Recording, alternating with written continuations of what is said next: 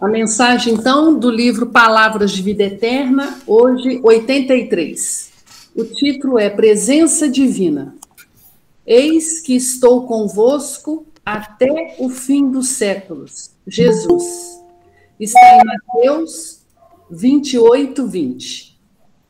Pastores religiosos dos diversos templos cristãos declaram, todos os dias e por toda parte, que Jesus está com os líderes mundiais, com os cientistas da Terra, com os orientadores da mente popular e com todas as linhas da civilização. Entretanto, vemos a maioria dos condutores e dos conduzidos no mundo em franca discórdia, exibindo aqui e ali conflitos de sangue e ódio. Tudo parece desmentir a boca otimista dos pregadores, tal a ventania de desavenças que sopra de todas as direções. Os expositores do Evangelho, no entanto, conservam precisão matemática em semelhantes afirmativas. Jesus não formulou promessas frustradas. Estará assim, com todos os corações da terra, sempre e sempre. Contudo, a doutrina espírita, suplementando as anotações do Testamento do Cristo, vem explicar, sem sombra de dúvida, que o Mestre está e estará com toda a humanidade, mas apenas conheceremos fruto visível e imediatamente aproveitável de sua presença sublime na criatura terrestre dessa ou daquela posição que esteja também com ele. Vamos orar. Nós agradecemos, amigo querido, as bênçãos recebidas neste momento, aonde reunidos sob a sua proteção, na certeza da sua presença divina, estamos com o propósito de estudo e de aprendizado. Por isso agradecemos a assistência, a paciência e essa oportunidade bendita de buscarmos mais uma oportunidade de estudo para a nossa renovação espiritual. Pedimos, Jesus, que abençoe os nossos mentores, para que eles permaneçam assistindo a nossa caminhada e assim nos inspirando a buscarmos a sua presença em nós, para que a partir deste encontro contigo, deste reencontro, possamos ser instrumentos da sua paz, hoje e aonde estivermos, a qualquer passo. Então, abençoa o nosso grupo de estudos, de encarnados e desencarnados, e que a sua paz nos inspire, inspirando o nosso irmão Sidney na explicação que tanto necessitamos. Obrigada por tudo e permaneça, Senhor, conosco, para que nós, em melhores condições, estejamos contigo. Graças a Deus. Muito bem, gente. Obrigado, Márcia. Boa noite para todos que chegaram aí. Estamos aí no dia 7 de maio de 2025, em mais uma jornada com Paulo de Tarso, estudando aí a segunda carta aos Coríntios. E na semana passada nós adentramos ao capítulo 5. E nós paramos aqui no versículo 7. Mas a gente ficou, de dar uma passada, pelo menos para poder colocar o contexto e a gente prosseguir em frente, sobre os versículos anteriores, tá? Eu vou fazer uma leitura aqui, a gente dá uma breve explicação, se alguém estudou alguma coisa ou observou algum texto aí que é válido fazer um comentário, por favor, fique à vontade, tá? Então o capítulo 5, ele começou assim, ó. Sabemos com efeito que se a nossa morada terrestre, esta tenda, for destruída, teremos no céu um edifício, obra de Deus, morada eterna, não feita por mãos humanas. Tanto assim que gememos pelo desejo ardente de revestir por cima da nossa morada terrestre a nossa habitação celeste. o revestir por cima da nossa morada terrestre a nossa habitação celeste. O que será possível se formos encontrados vestidos e não nus, pois nós que estamos nesta tenda gememos acabrunhados, porque não queremos ser despojados da nossa veste, mas revestir a outra por cima desta, a fim de que o que é mortal seja absorvida pela vida. E quem nos dispôs a isto foi Deus, quem nos deu o penhor do Espírito. Então ele começa o capítulo 5, conforme nós falamos, é um texto muito espiritual. Falamos na semana passada que para nós da doutrina espírita fica até mais congruente nós tirarmos o espírito da letra aqui, porque o que ele fala aqui é o nosso corpo carnal, é o corpo celeste, é as moradas da obra celeste do Pai, né? Há muitas moradas na casa do Pai. Então a gente precisa desvestir desse corpo carnal, desvestir do pecado, das nossas inclinações, para que a gente possa habitar esses mundos, para que a gente possa estar vestido, né, dessa tenda, dessa obra, né, desse corpo fluídico.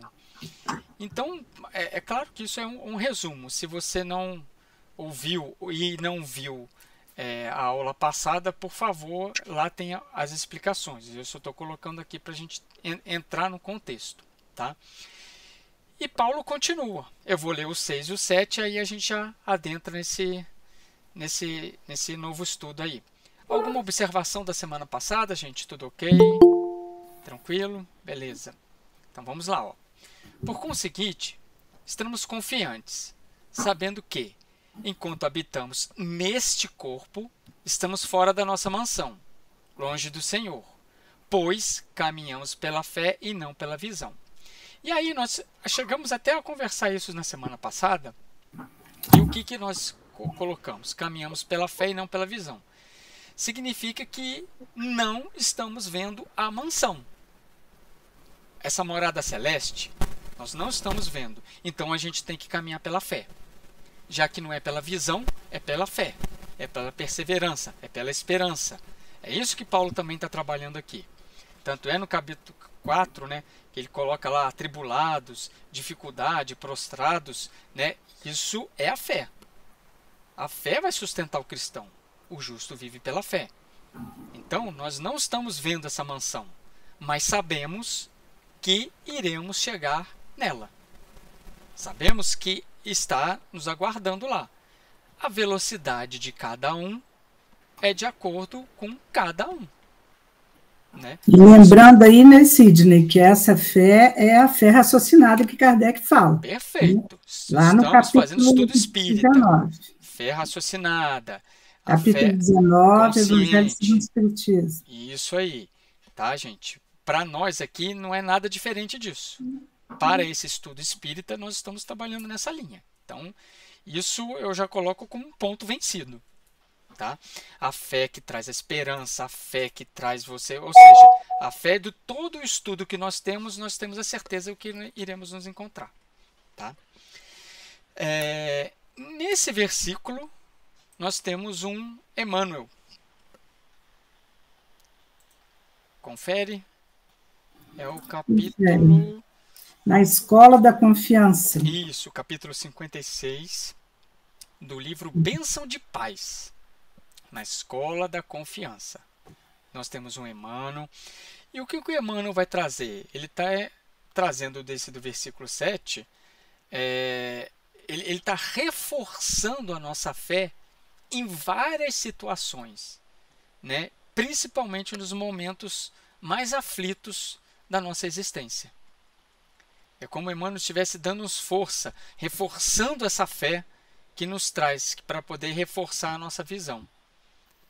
Resumidamente é isso aí. Em cada dificuldade que a gente tem, ele coloca um ponto, né, um contraponto positivo.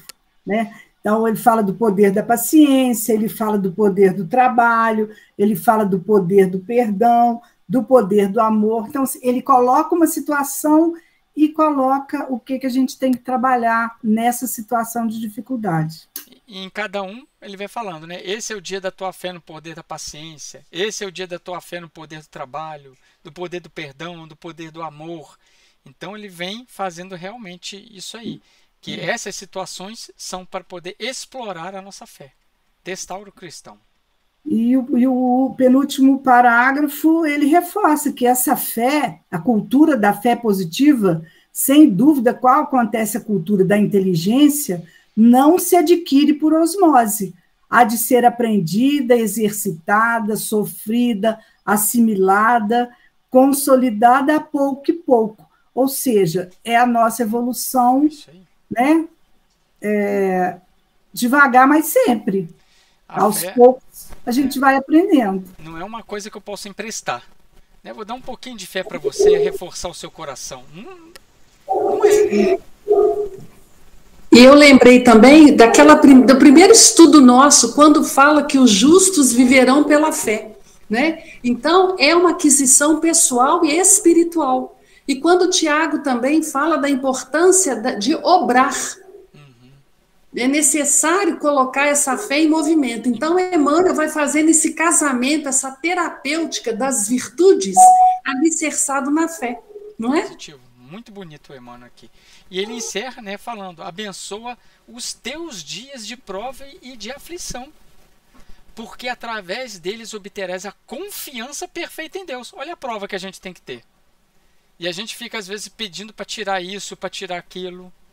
E isso é uma abençoada prova. É o teste da nossa fé. Né?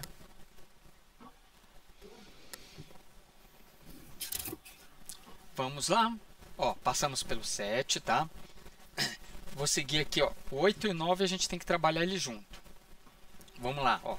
Sim, estamos cheios de confiança e preferimos deixar a mansão deste corpo para ir morar junto ao Senhor, do Senhor. Por isso também esforçamo-nos por agradar-lhe, quer permanecemos em nossa mansão, quer a deixemos. Vamos lá? Estamos com confiança. Ele está falando, estamos cheios de confiança. Preferimos deixar a mansão desse corpo para ir para uma outra mansão. Por isso é que nós temos que nos esforçarmos. É o que ele vai trabalhar no versículo 10. Tá? Por isso que a gente tem que se esforçar para continuar aqui. Para continuar aqui, nesse mundo, para fazer dessa mansão um lugar santo. O seu corpo santificar. Esse corpo não é meu. Eu vou entregar de volta. Mas eu tenho que entregar ele da melhor maneira possível. Então, para isso, eu tenho que santificar.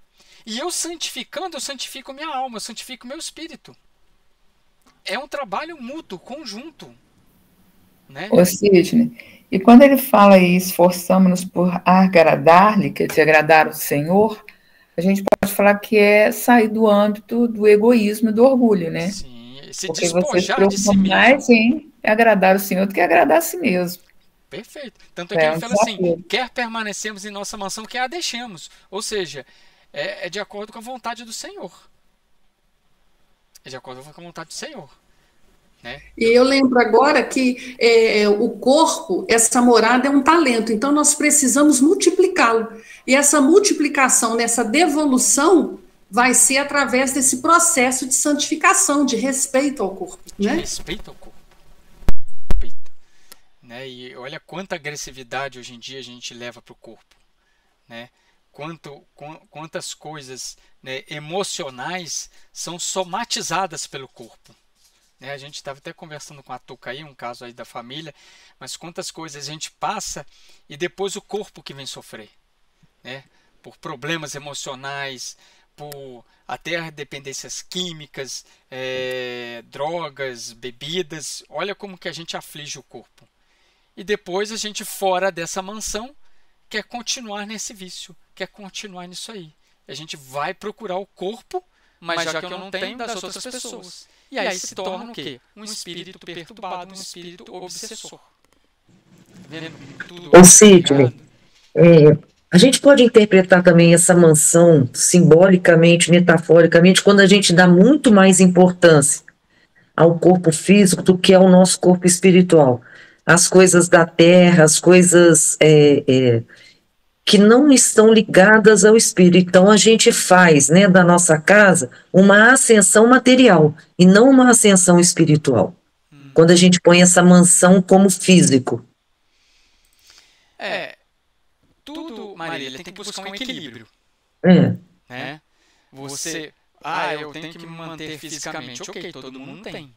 Né? Até recentemente, eu estava conversando com uma médica numa última consulta, e ela falava, antes a pessoa ficava doente, falava assim, não, tem que ficar parada, tem que ficar imóvel, fica no quartinho lá, não sei o quê. Hoje já sabe pela ciência médica que, é claro, né, gente, dependendo da doença, você tem que estar em ação.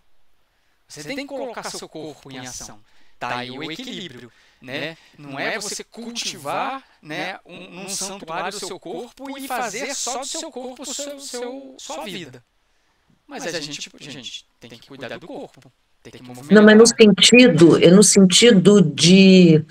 Eu acho simbólico, não é do corpo físico só, não. É daquilo que você dá importância às coisas materiais e distancia das coisas espirituais. Tá. É nesse sentido. Sim, ok, entendi. Aí você faz da sua vida física até uma mansão, que não é. Essa mansão deveria ser uma mansão dos mundos celestiais. Sim. E aí a gente lembra de Jesus, né? Você vai construir essa mansão antes, sobre qual alicerce? Né? Porque depois ela vai ser destruída. Mas se dentro dela eu tiver um alicerce, eu vou continuar, né? Apesar de ter ido embora o corpo, eu vou continuar sendo projetado para essa mansão.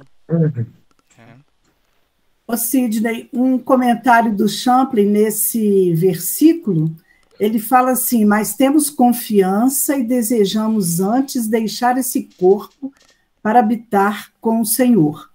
Diferente de muitos textos do Antigo Testamento que expressam a ideia de que todos os que morrem vão ao reino da morte, aqui se expressa a confiança de ir, depois da morte, apresentar-se perante o Senhor. É isso aí. Mas o Paulo é diferente, né? O Paulo é diferente. Você vê que ele utiliza do Velho Testamento, mas a cor que ele dá ao texto é muito atual. Ele vai lá, mas volta. Ele não fica preso lá. Essa é a verdade. Eu penso que o Paulo já trabalha o reino de Deus em nós, não é? Então, por isso que ele tem essa referência, mas ele retorna por quê? Porque nesse encontro com Jesus, ele deixou esse reino vir à tona. Então, ele mergulha nesse reino, né? A bem da verdade. Isso aí. É porque, na verdade, quando ele fala assim, talvez na interpretação deles, esse encontro perante o Senhor seja mesmo perante o Senhor. E a gente sabe que não é exatamente perante o Senhor, é a nossa consciência, né? É a colheita dos nossos atos, das nossas ações. É isso que vai definir a nossa ascensão espiritual. E não propriamente esse encontro literal que eles, eu acho que tem essa ideia. Isso, porque depois ele vai trabalhar isso aí mais na frente. Ele vai falar isso aí mais na frente. Né? Olha só o que Paulo fala no versículo 10. Olha só. Porquanto todos nós teremos de comparecer manifestamente perante o tribunal de Cristo, a fim de que cada um receba a retribuição do que tiver feito durante a sua vida no corpo, seja para o bem, seja para o mal. Isso aqui, gente, não é Allan Kardec, isso aqui não é Gênesis, aqui não é céu e inferno. Isso aqui é Paulo de Tarso. Né? Primeiro a gente sabe o que é o tribunal do Cristo. O que é o tribunal do Cristo que ele está falando aqui para nós? Nossa própria consciência. Nossa consciência. É o tribunal da nossa consciência. É a consciência desperta. Com os valores do Cristo. E aí, tanto é que ele fala, a lei de causa e efeito. Seja para o bem, seja para o mal. Lei de causa e efeito. Está aqui. A fim de que cada um receba a retribuição do que tiver feito durante a sua vida no corpo. Você está vendo que Paulo ele já tinha visão extrafísica? Ele já tinha essa visão? Ele já sabia disso? Então, de acordo com que aquilo, a sua vida no corpo, assim você vai receber no plano espiritual. Seja para o bem, ou seja para o mal. Parábola dos talentos, né? Perfeito. Isso aí. Muito bem. Aquilo que eu utilizei. Né? Eu não entendi. O que a Lu falou? Desculpa, eu não entendi. A parábola dos talentos. Ah, sim. Na hora de prestar conta, né? Tá, não, agora eu entendi. Eu não tinha ouvido. Porque você pode entregar um corpo muito mais deteriorado. Né? Vai prestar conta dele ali. Vamos sofrer por causa disso. Temos um Emmanuel no versículo 10. Também. Ô Sidney, oi. A gente leu 9? Não li? Deixa eu ver aqui. Por isso também esforçamo-nos por agradar-lhe. Quer lemos. Tá. Deixemos, sim. Tá bom. É porque leu 9 junto com 8. Eu fiz 8 e 9. Tá? Temos o versículo 10. Pão nosso no serviço cristão. Alguém tem o capítulo aí? Tem? Dessa mensagem do pão nosso? Não tenho. Nem no livro do Emmanuel eu não falo capítulo. Tem, não? Porque na Bíblia do Caminho também não tem o capítulo. Enfim. Eu vou pegar aqui o livro Pão Nosso para poder olhar e te falo aí, peraí. É a mensagem no serviço cristão. Né? Então, é o Emmanuel mais uma vez trazendo para nós essa interpretação aí. Você tem alguma observação, Jane? Que é uma mensagem bem grande. Na verdade, eu tenho uma dúvida. Aí você vai perguntar para o Emmanuel. Não, então deixa para lá. Não. Fala aí, brincadeira. Deixa para lá. Ele fala que, em vista de semelhantes razões, os adeptos do progresso efetivo do mundo, distanciados da vida física, pugnam pelo espiritismo com Jesus. Então, pugnar é combater, é lutar. Então, eu não entendi essa frase, porque, em vista de semelhantes razões, os adeptos do progresso, distanciados da vida física... Tá certo, eles batalham pelo espiritismo com Jesus. Convertendo os intercâmbios em favor do espiritismo. Ué. Lutar a favor, então. Assim, na hora que você substituiu, mas deu o sentido oposto. Deu sentido contrário, exatamente. É porque a gente vira assim, fala lutar, combater, fala assim, opa, tem alguém batendo em alguém. Mas aqui é lutar a favor. Lutar a favor. Né? É o bom combate, isso aí. Gente, aqui no meu livro, esse no Serviço Cristão é antes da mensagem 1. É o prefácio. É o prefácio. Por isso que ele é bem grandinho. Foi Emmanuel. Do próprio Emmanuel, mas não é uma mensagem. Boa. É uma mensagem. E fala justamente a respeito desse versículo. Só não está dentro dos capítulos, né? É um prefácio ao livro. Ok. Outra coisa que eu achei interessante aqui, esse parágrafo, quando ele fala, é imperioso reconhecer, todavia, que há tantas categorias de homens desencarnados quantas as que são encarnados, que às vezes a gente tem a impressão que os desencarnados são menos, né? E que o tipo de homens que tem aqui não tem lá. A gente, às vezes, confunde essa ideia, achando que porque está desencarnado, não se apresentam com as mesmas dificuldades daqui, né? Então, ele vem lembrar a gente que tanto tem aqui quanto tem lá. Sim. De repente, até mais, né? Até mais. Se você for olhar no plano espiritual, tem muito mais de lá do que de cá. Então, assim, as nossas imperfeições são impressas lá também. Então, se você tem uma categoria de viciados aqui, tem uma categoria de viciados lá. Ele fala isso no outro parágrafo, entidades discutidoras, levianas, rebeldes. Quer dizer, o que tem aqui, tem lá. Oi? Vocês estão me vendo? Como sempre... Deu uma pau aqui na minha conexão. E como sempre, o último versículo, né? Quando ele fala do evangelho sentido e vivido, aquilo que a gente gosta de bater bem na tecla, né? A Ângela está aí, eu não estou vendo ela aqui, o rostinho, ela gosta muito de falar isso, que não basta que a gente leia, que a gente estude, se a gente não vivenciar.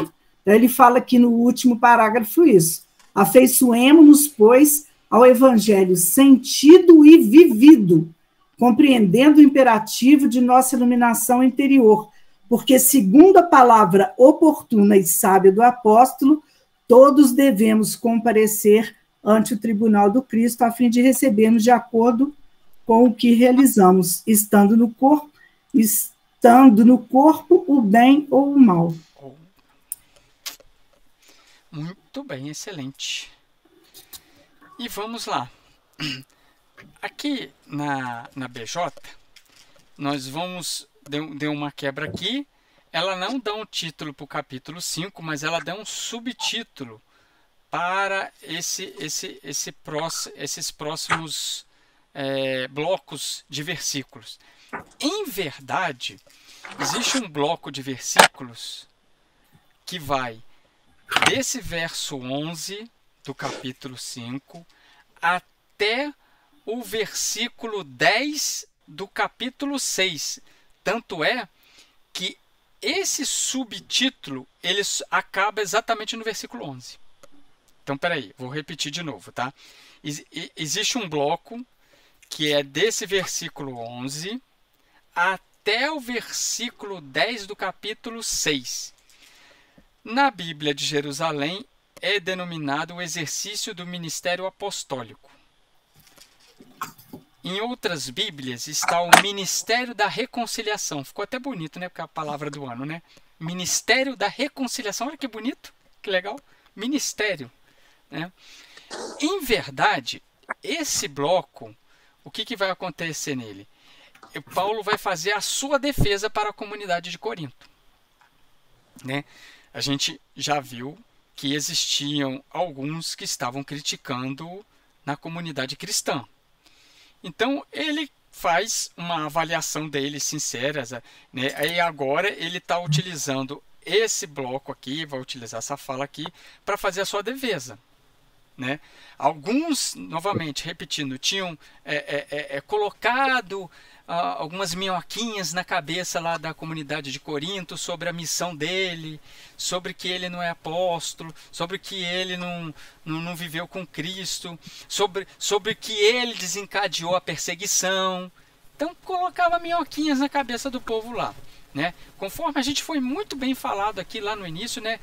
Nada pior do que uma meia-verdade para poder confundir todo mundo. Não é mentira, é uma meia-verdade, mas você utiliza aquilo para confundir. E foi isso que eles estavam fazendo lá, tá? Então, esse bloco aqui, ele vai fazer tipo uma defesa, tá? Vamos lá. A Luanda colocou capítulo versículo na minha Bíblia Católica, procedimento de São Paulo. É a defesa dele, de Paulo. Vamos lá adentrar então a esse bloco, no versículo 11. Peraí, eu pulei minha página aqui. Compenetrados, pois, do temor do Senhor, procuramos convencer os homens. Quanto a Deus, somos-lhe plenamente manifestos. Espero que sejamos também plenamente conhecidos por vós em vossas consciências. Conseguiram pegar aqui, gente? O que Paulo falou aqui? Primeiro a gente tem que decifrar um termo que é muito falado no Antigo Testamento, que é temor do Senhor. A gente tem que decifrar isso aqui, para a gente poder abrir esse versículo aqui. Então, esse termo, temor do Senhor, temor de Deus, é um termo, é uma expressão muito conhecida pelos judeus, né, tá? Que, na verdade, não é uma expressão de medo, não é uma expressão de temor, né? Mas é uma expressão de respeito. A verdade é essa, gente. Se a gente fosse trocar essa expressão temor do Senhor, a gente poderia colocar um respeito reverente, um enorme respeito. Então, quando a gente fala assim, temor do Senhor, nós temos que temer, nós temos que ter medo. Não, isso foi uma força de expressão para poder denominar que eu respeito a lei divina, que eu respeito as leis de Deus, que eu respeito Deus. No texto aqui que eu peguei, está assim, o temor do Senhor é o respeito profundo pela lei divina. Isso aí. No caso, trazendo para... Eu nem li nem esse texto que a Jane mandou, não foi eu que mandei para ela não, tá, gente? Então a gente está bebendo quase da mesma fonte. Então, gente, aonde você ler esse termo, temor do Senhor, é respeito. Porque assim, novamente, a gente não pode pegar o pé da letra. Se você pegar o pé da letra, a gente sai para um outro caminho, tá? Então, é um respeito a Deus, é um respeito à sua sabedoria, tá? Então, o que Paulo quer mostrar aqui, nesse versículo 11, é a sinceridade do seu serviço, é a sinceridade da sua missão, né? Tanto é que, no versículo anterior, ele está falando do tribunal do Cristo, ao qual todos nós enfrentaremos, inclusive ele. Então, se a gente fosse pegar e fazer uma outra interpretação desse versículo 11, eu até escrevi aqui, né, para a gente poder, ficaria assim: Deus nos conhece completamente, fazendo correta avaliação das nossas ações e de todos os nossos motivos. Essa avaliação é positiva ou é negativa, mas temos a necessidade de convencer os homens acerca disso. Ou seja, é o que Paulo está fazendo. Ele tenta convencer a sua comunidade através dos seus atos. Que eles olhem para Paulo e vejam Cristo. Por quê? Porque Deus nos vê completamente, nos conhece completamente. Tá? Quanto a Deus, somos plenamente manifestos. Manifestamos a nossa vontade para Deus. Então espero que sejamos também plenamente conhecidos por vós, em vossas consciências. Ele apela para a consciência, gente. Paulo está apelando para a consciência. Para a consciência. Botar a mão na consciência, olha o que vocês estão fazendo. Né? O Sidney, apesar de que, para nós hoje, esse temor, respeito, porque a gente conhece Deus, o Pai. Mas, na época, acredito eu que eles conhecessem mais o temor mesmo, porque eles não conheciam o Pai amoroso. Se você for colocar que eles estavam na infância, né, o medo era uma forma de posicioná-los para o bem. Né? O Paulo, eu acredito que ele tinha uma visão diferente, tanto de Deus quanto do Cristo. Mas o judeu, no geral, né? Eu acredito que seria mais temor, porque era um Deus que era capaz de chegar e destruir o opositor. Então, que Deus é esse? Mas aí você acredita que Paulo já está trazendo uma nova visão? Uma nova visão. Tanto que a visão de Paulo a respeito de Jesus é outra. Mas eu vou te falar, essa visão não é só própria de Paulo, não. Porque se você for ver Isaías utiliza nesse contexto do respeito. Isaías, a gente não pode... Sim, mas isso que eu quero falar. Não é uma visão só do Paulo. Os rabinos, os fariseus mais inteligentes sabiam disso. É claro que ele utilizava esse temor a Deus para poder trazer o povo para o lado deles. Fazer o que eles queriam. Porque eu acredito assim, quando você respeita, você age de acordo com aquilo ali, tá? Se eu não respeito, eu não acho de acordo com a lei, com o que for. E eles não agiam. Então, não era respeito. Eles poderiam até conhecer, mas agiam de acordo, respeitando, pelo menos para nós entendemos respeito que quando você respeita uma pessoa, você age de acordo. E eles não agiam. Então, por isso eu acredito assim, no geral, temor. Uhum. Não sei se eu estou deturpando. Não, é muito bem pelo caminho, mas assim, só para deixar claro que essa não é uma visão só de Paulo. Essa é uma visão judaica estudiosa. Isso aí, eles tinham conhecimento disso. Né? Só para deixar claro esse ponto aí. Tá? Uma coisa aqui que a gente...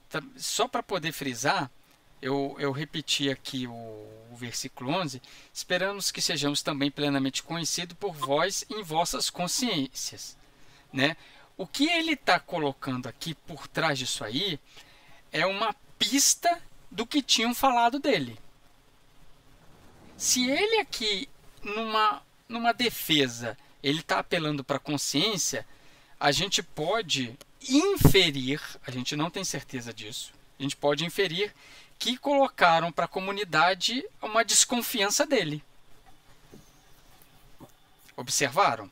A gente coloca que alguém sujou ali uma desconfiança com relação a ele. Então ele está apelando para a consciência coletiva. Ele está apelando para a consciência. Verifique. Observe. Não se deixe de levar por esses aí. Ele está apelando para a consciência.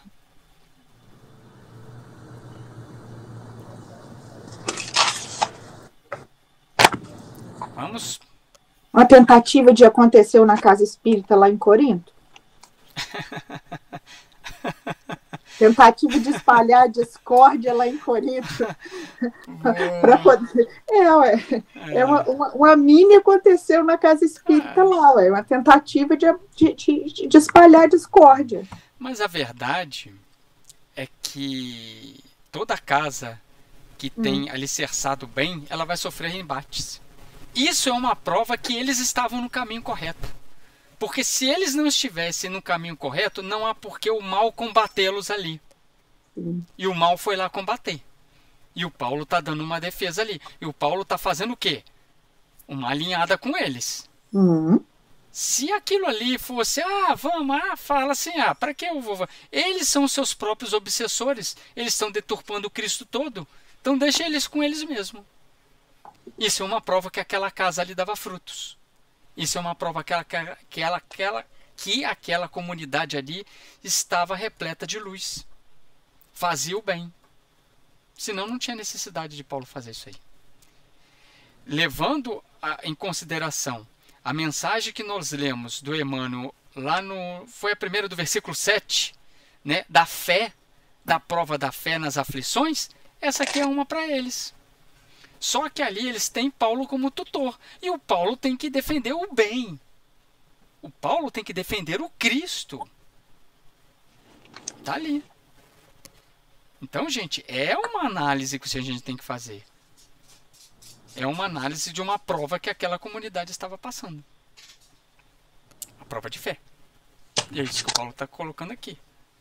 Olha só, mais uma fala de Paulo, versículo 12, tá?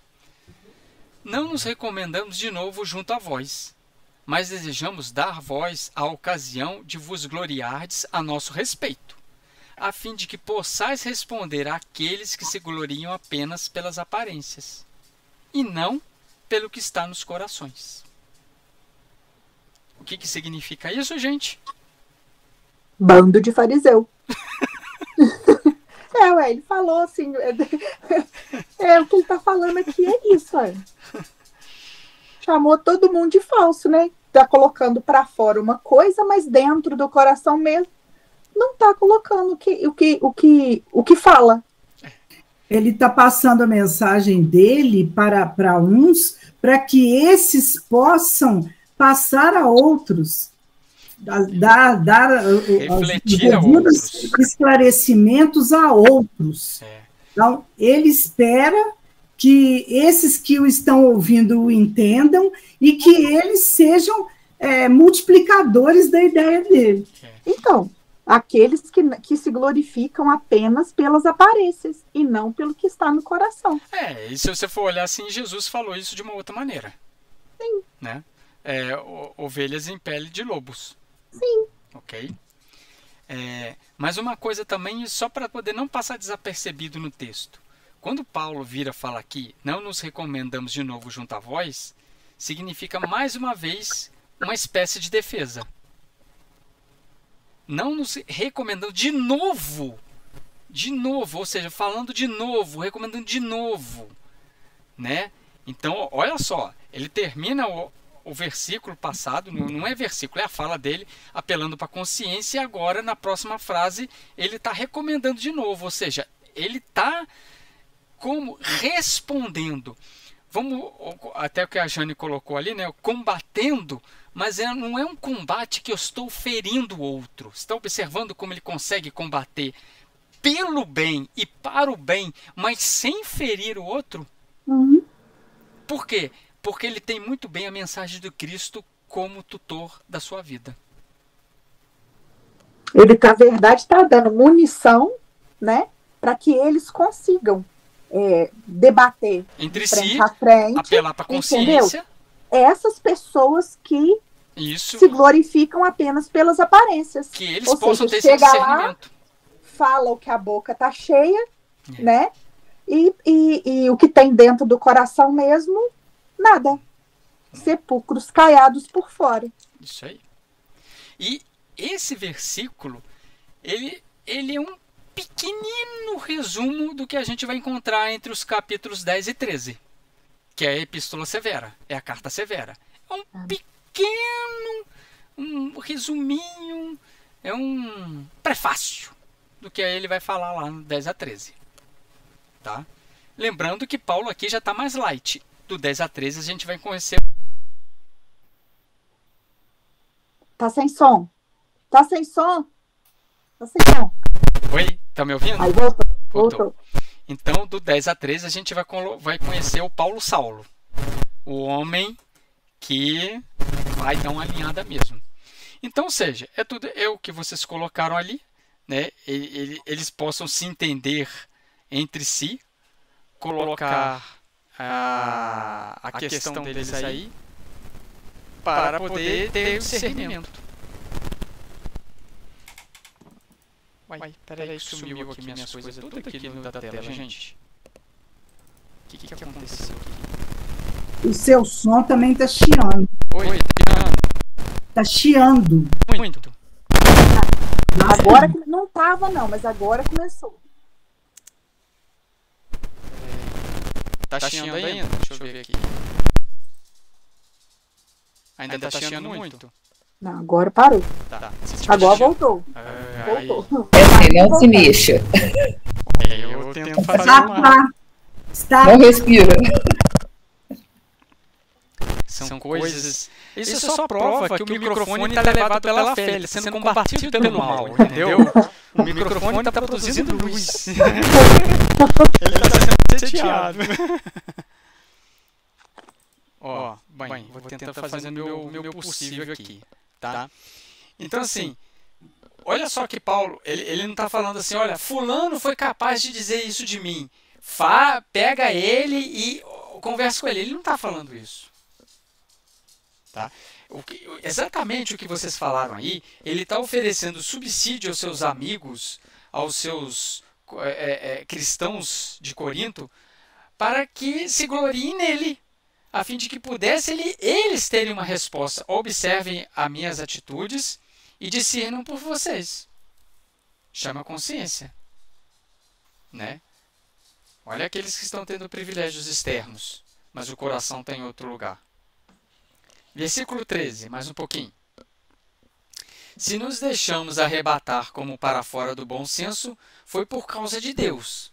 Se somos sensatos, é por causa de vós. E agora, hein? E agora? Como que a gente interpreta isso aí? Tá fácil ou tá difícil?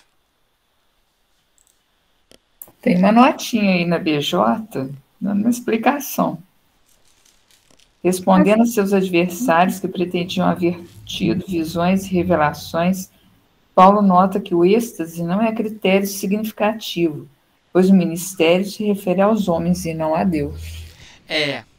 Aí eu dei uma notinha da notinha. Ah, é? Uma contra-notinha. Por quê? A minha notinha é o seguinte. Existe um termo aí, nesse versículo, que vocês têm que assinalar, que é o arrebatar. E é exatamente sobre esse termo que essa nota foi feita. Por quê? Porque assim, eu pesquisei isso, tá, gente? Esse termo aí e alguns comentaristas relevantes que eu trago para poder me ajudar a interpretar. E muitos entendem que Paulo falava sobre adoração, sobre oração, sobre exatamente o que essa nota vem colocar aqui, sobre o êxtase, sobre algo místico, né? E que talvez ele tenha sofrido críticas por isso, por ter feito alguma previsão, por ter anunciado algo dos espíritos. A gente não sabe ao certo. A gente não sabe ao certo, né? Porém, existem dúvidas com relação exatamente a esse termo. Não existe uma definição final, né? Ou seja, se ele fez alguma previsão, se ele foi médium dos espíritos ali, o que ele está falando assim, foi por causa de Deus. Foi por causa de Deus. Mas se eu sou sensato, se eu sou calculista, é por causa de vocês. Então, observem que a gente tem que dar essa interpretação. Se esse termo arrebatar, ele vai representar algo místico, né? É o bom senso. Foi feito por causa de Deus, né? Eu fui mediunizado e passei aí algo de Jesus, né? Abigail, Estevão, a gente sabe que estava assessorando deles. Foi por causa de Deus. Agora, se eu sou sensato, é por causa de vocês. Se eu sou calculista, é por causa de vocês. Então, esse termo arrebatar, interpretado por realmente fui arrebatado, se nos deixamos arrebatar, se eu entrei em êxtase, exatamente por causa disso aí. Foi por causa de Deus. Então a gente tem um contraste aí. Se eles estão falando que Paulo é muito calculista, que Paulo é frio, que Paulo é sensato, é por causa de vocês. Mas se vocês derem entender que eu fui arrebatado, foi por causa de Deus. Então minhas palavras são verdades. Tem Bíblia que, ao invés de colocar arrebatado, coloca enlouquecer. A Almeida, revisada e corrigida, sim, ela coloca enlouquecer. Sim, a maioria coloca enlouquecer. A maioria, porque se enlouquecemos, porque se nós somos pessoas loucas, porque se enlouquecemos, estaremos loucas. Todas as Bíblias que eu peguei é o enlouquecer. A BJ traz esse arrebatar. Só que esse arrebatar é um termo místico. Mas esse enlouquecer colocado aqui no lugar de arrebatar, não daria meio que um conflito na fala? Aí você tem que você vai ter que forçar uma interpretação muito difícil. É por isso que eu falei, quer dizer, então, que se a gente enlouquece para fora do bom senso, ou seja, a pessoa estar fora do bom senso, enlouquecer de vez, é por causa de Deus? Mas quantas vezes o espírito é considerado louco? Quantas vezes determinadas coisas que são ditas do espiritismo, as pessoas interpretam como loucura? A referência que tem aqui é no Atos 26, 24, que um Festo, que eu não sei quem é, fala, dizendo ele essas coisas em sua defesa, Festo o interrompeu em voz alta. Estás louco, Paulo? Teu enorme saber te levou à loucura? Aí Paulo responde: não estou louco, excelentíssimo Festo, mas são palavras de verdade e de bom senso que profiro. Então, assim, dependendo do que ele pregava, ele era considerado como louco. Só que aí, nesse caso, é uma loucura de Deus, porque é o bom senso do ensino de Deus. Então, aí que eu queria falar da Bíblia, da leitura da Bíblia revisada por Almeida. Porque ele fala assim: porque se enlouquecemos, é por Deus que enlouquecemos. Sim. Se não perdemos o juízo, é por vós que não perdemos. Sim. Entendeu? Então, assim, a gente consegue sair. Embora esse enlouquecido, a gente tem que dar essa explicação. O arrebatar já te dá que eu estou ali por algo espiritual. Entendeu? Você vê que a gente tem que percorrer um caminho a mais para explicar o enlouquecido. Eu acho que o enlouquecer é muito assim, é pensar fora da caixa, não seguir a manada, né?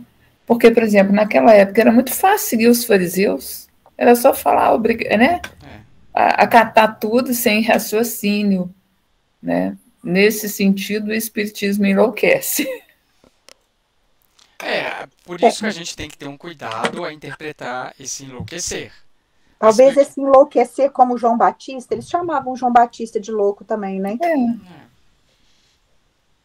Mas colocar assim, mudando a frase, igualzinho que você colocou aí, Sidney, que foi mudada lá na outra Bíblia, aí dá para entender diferente. Mas se colocar o enlouquecer na frase do jeito que está aqui, sim, aí muda completamente. É por isso que eu quis ler a frase toda, o versículo todo, por enlouquecer, para você entender, entendeu?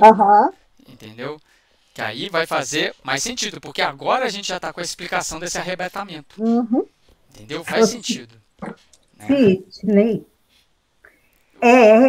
se a gente for lá no Coríntios, 1 Coríntios, tá? Capítulo 1, versículo 19, vai ter mais ou menos isso aí. Destruirei a sabedoria dos sábios e rejeitarei a inteligência dos inteligentes. Onde está o sábio? Onde está o homem culto?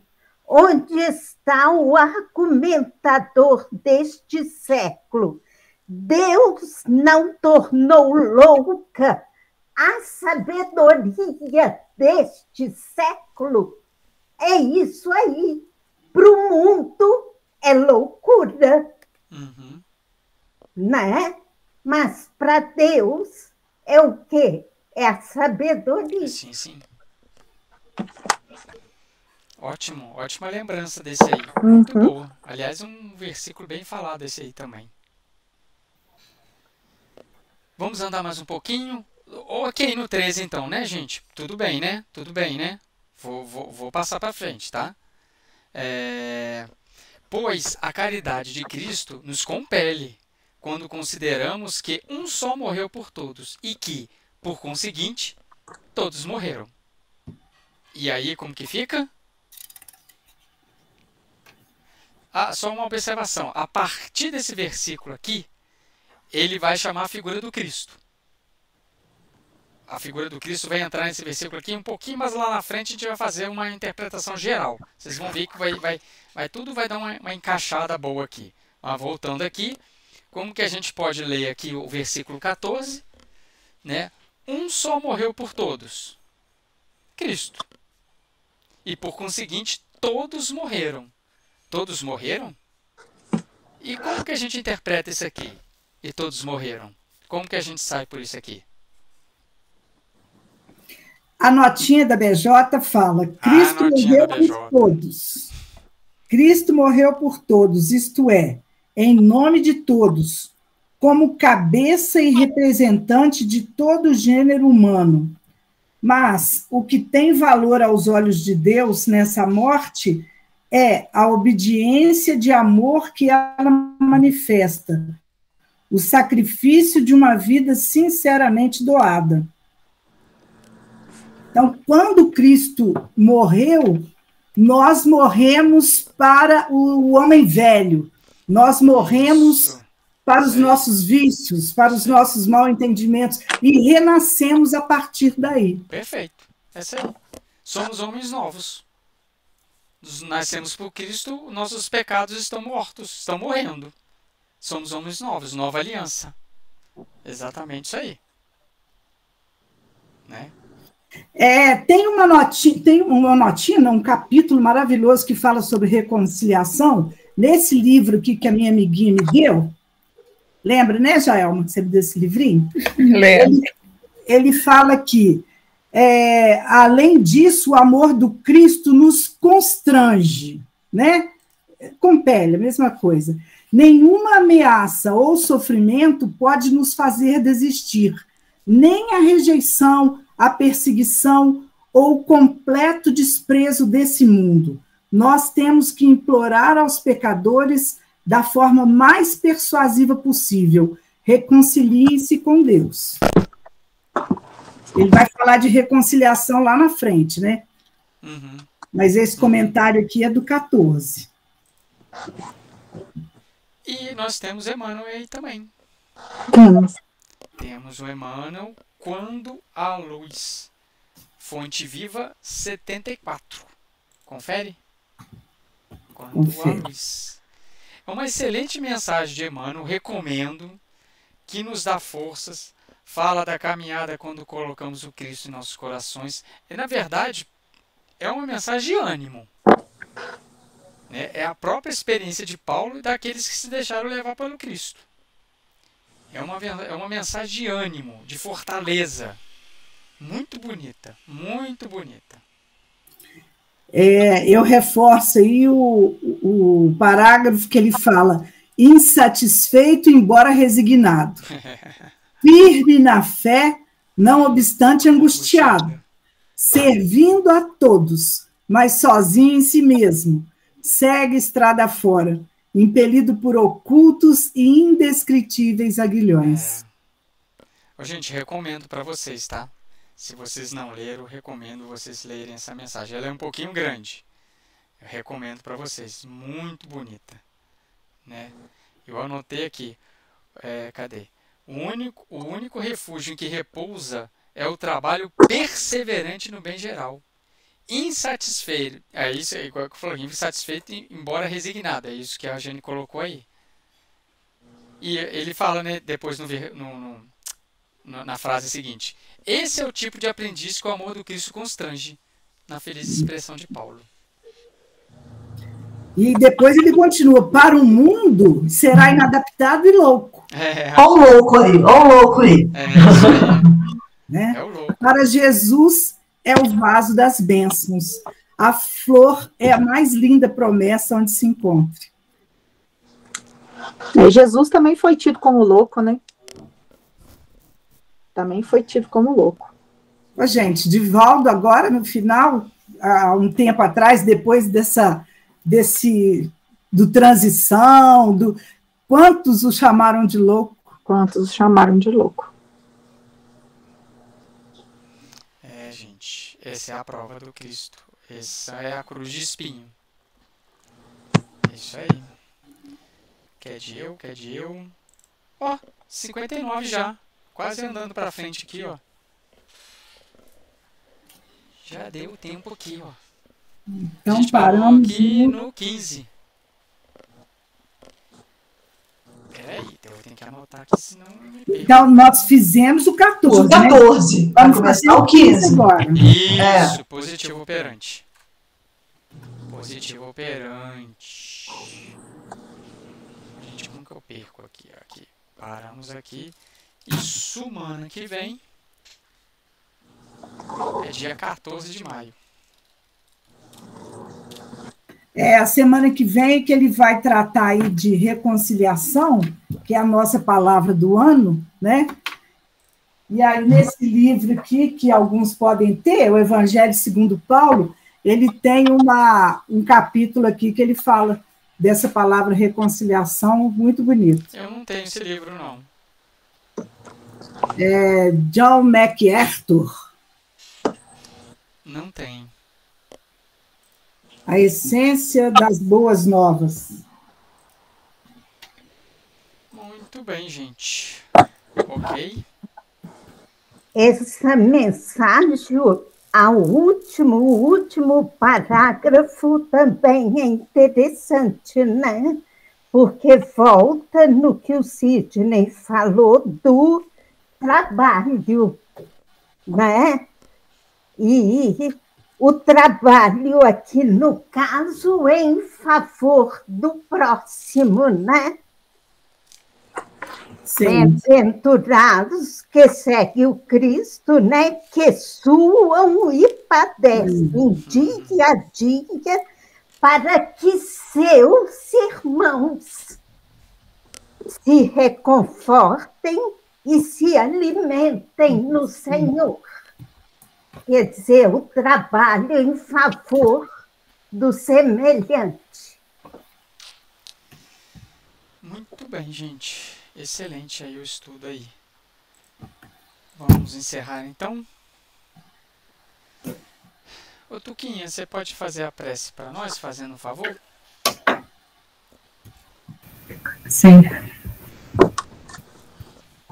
Continuamos agradecendo ao mestre querido pelo estudo da noite, por esse aprendizado, que possamos, através das palavras de Paulo, colocar mais sentido à nossa encarnação, aproveitando mais e melhor cada dia, cada momento.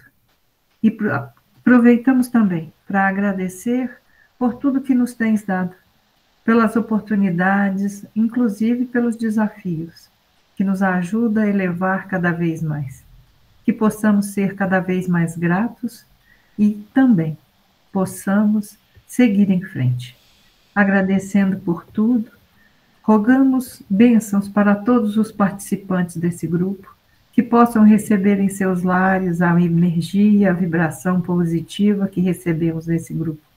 Abençoa os grupos na FEAC que estão se iniciando e que tudo possa, Jesus, caminhar de acordo com a sua vontade. Agradecemos sempre, graças a Deus. Que assim seja. Assim seja.